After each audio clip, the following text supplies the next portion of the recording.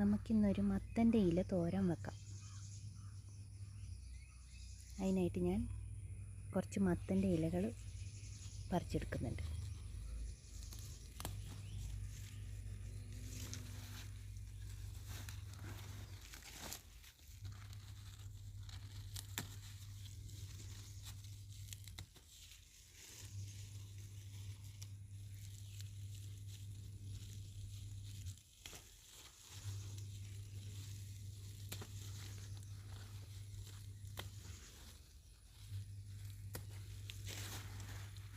മഴയൊക്കെ പെയ്തതുകൊണ്ട് മത്തൻ്റെ ഇലയിൽ പുഴുക്കളുണ്ടാവും. അപ്പോൾ നല്ലോണം നോക്കി വൃത്തിയാക്കി എടുക്കണം. മത്തൻ്റെ ഇല പറിച്ചു കൊണ്ടുവന്നു. ഇനി നമുക്കിത് നല്ല വൃത്തിയാക്കി കഴുകി എടുക്കണം. ശരിക്കും നോക്കണം.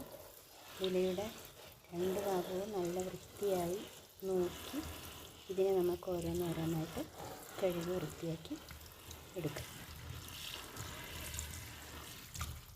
അപ്പം ഞാനിതിനെല്ലാം വൃത്തിയാക്കി കഴുകിയെടുക്കാം. ഓരോ ഇലയും ഇതുപോലെ ഇങ്ങനെ എടുത്ത് നോക്കി കഴുകി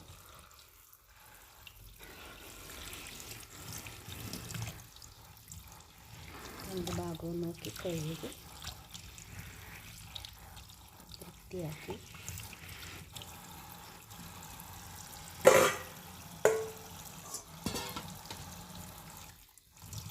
മറ്റൊരു പാത്രത്തിലേക്ക് എടുത്തു വെക്കാം.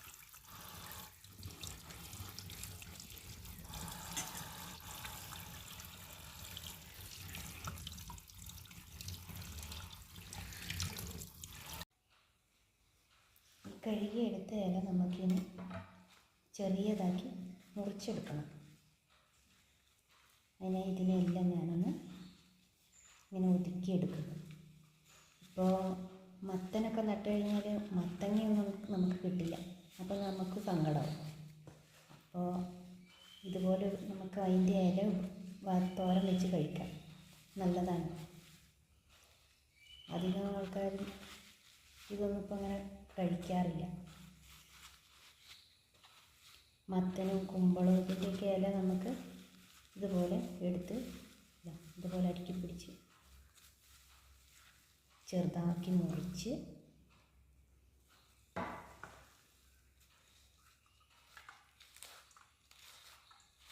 ഇതുപോലെ ചെറുതാക്കി മുറിച്ചെടുക്കാം. എന്നിട്ട് തോരൻ വയ്ക്കാം. ഇനി മത്തങ്ങ കിട്ടിയില്ല എന്നൊക്കെ വിചാരിച്ച് സങ്കടപ്പെടേണ്ട. മത്തൻ്റെ ഇല ഇതുപോലെ നമുക്ക് തോരൻ വെച്ച് കഴിക്കാം. അതിനായിട്ട് ഞാനിതെല്ലാം ഒന്ന് മുറിച്ചെടുക്കുന്നുണ്ട്. അതുപോലെ ചെറുതാക്കി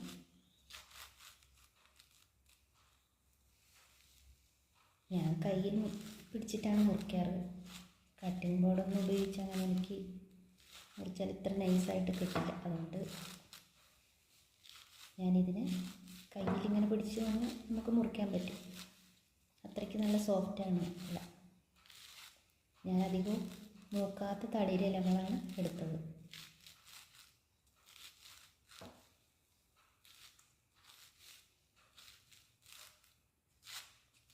ഇതിനെല്ലാം ഇങ്ങനെ മുറിച്ചെടുക്കാം.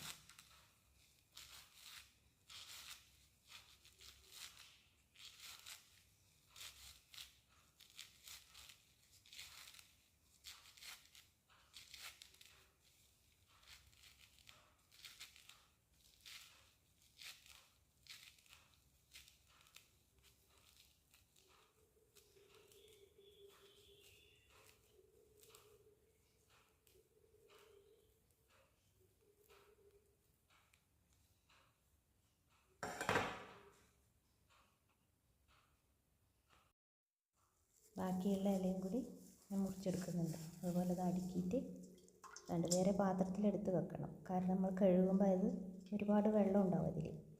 അപ്പം ഇങ്ങനെ വെച്ച് കഴിഞ്ഞാൽ എല്ലാ വെള്ളവും തോർന്ന് കിട്ടും. ഇനി ഇതുകൂടി ഞാൻ മുറിച്ചെടുക്കട്ടെ.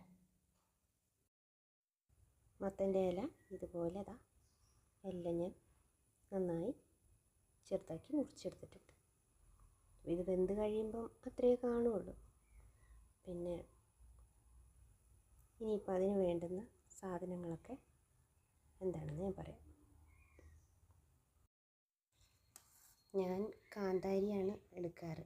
പച്ചമുളക് ഉപയോഗിക്കൽ കുറവാണ്. കാരണം എൻ്റെ പറമ്പിൽ ഒരുപാട് കാന്താരി മുളകും ഒക്കെ ഉണ്ട്. അപ്പോൾ അതാണ് ഞാൻ ഉപയോഗിക്കാറ്. പിന്നെ ഇതിലേക്ക് വേണ്ടുന്നത് വെളുത്തുള്ളി. അപ്പോൾ ഇതൊന്ന് റെഡിയാക്കി എടുക്കാം. തോരൻ വെക്കാൻ വേണ്ടി ഇതാ 6-7 അല്ലി വെളുത്തുള്ളി, പിന്നെ 4-5 മുളകും. ഇനി ഒന്ന് ചതച്ചെടുക്കാം. ഇനി ഇത് ചതച്ചെടുക്കാം.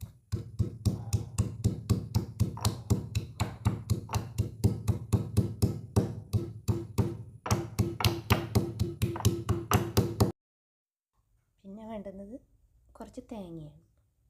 തേങ്ങ.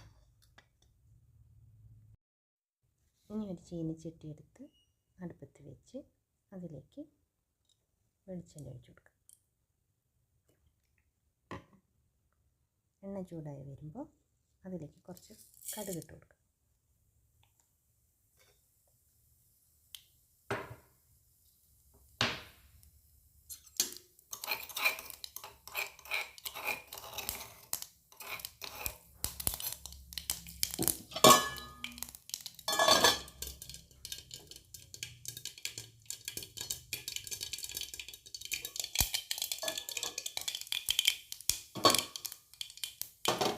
ഇനി കടുക് പൊട്ടിക്കഴിഞ്ഞ ശേഷം നമുക്ക് ഇടിച്ച് വെച്ചിരിക്കുന്ന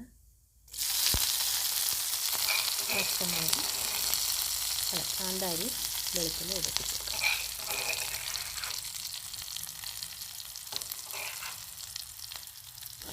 അങ്ങനെ എല്ലാം ഇട്ട് കൊടുക്കാം.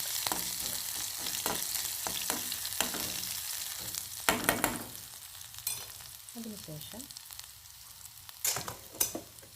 മുറിച്ച് കഴുകി വെച്ച മത്തൻ്റെ ഇല അതിലേക്ക് വാരിയിട്ട് കൊടുക്കാം.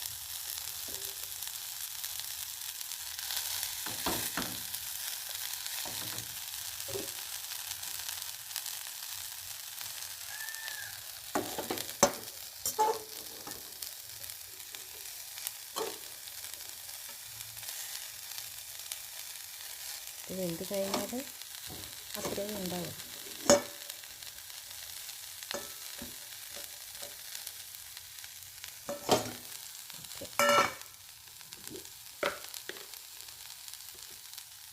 ആവശ്യത്തിനുള്ള ഉപ്പ് ഇട്ട് കൊടുക്കാം.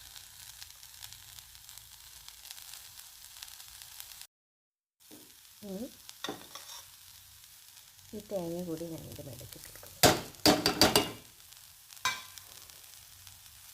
പിന്നെ മത്തന് പുഴു ഇതൊക്കെ ഉള്ളതുകൊണ്ട് ചിലപ്പോൾ ഇലക്കറികളൊക്കെ ആയതുകൊണ്ട് കുറച്ച് മഞ്ഞൾപ്പൊടി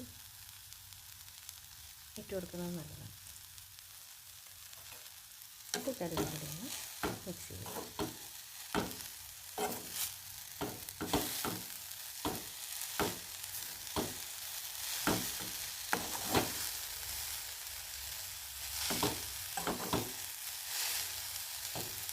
എല്ലാം കൂടി നല്ലോണം മിക്സ് ചെയ്തിട്ട് അടച്ച് വെച്ച് വേവിക്കാം.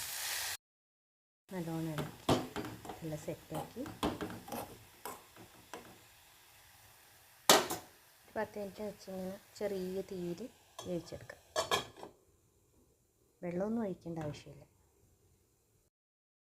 ഞാനിവിടെ പറമ്പിലുള്ള ഇതാ കറിവേപ്പ്, വെറ്റില, ഇതൊക്കെ കാന്താരി വലിയ തൈയായിട്ടുണ്ട്. കാന്താരി, സപ്പോട്ട, ഇതാ ഇവിടെയുണ്ട് കാന്താരി. പിന്നെ ഇതാ വേറെ ഒരു തരം മുളക് പൊടിയുണ്ട്. ഇതിന് നല്ല എരിവാണ്.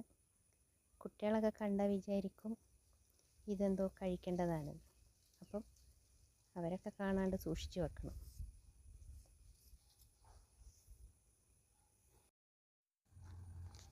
ഇപ്രാവശ്യം ഒരുപാട് നാരങ്ങ ഇങ്ങനെ പിടിച്ചിട്ടുണ്ട്. ഇതാ, ഇതിങ്ങനെ വലിയ മരമാണ്, നിറച്ച് നാരങ്ങ ഇങ്ങനെ പിടിച്ചിട്ടുണ്ട്. 10 മിനിറ്റ് കഴിഞ്ഞിട്ടുണ്ട്. നമുക്കിതൊന്ന് നോക്കാം. അപ്പം നല്ലോണം ഇത് വെന്ത് വന്നിട്ടുണ്ട്. ഇടയ്ക്ക് ഞാൻ നോക്കി ഇളക്കിയിട്ടുണ്ടായിരുന്നു. 10 മിനിറ്റ് അങ്ങനെ അടച്ചു വെച്ചാൽ കരിഞ്ഞു പോകും. ഇടയ്ക്ക് നോക്കുക. അതിട്ട് അപ്പം നമ്മുടെ മത്തൻ്റെ ഇല തോരൻ ഇവിടെ റെഡി ആയിട്ടുണ്ട്. എല്ലാവർക്കും ഇഷ്ടമായി എന്ന് വിചാരിക്കുന്നു.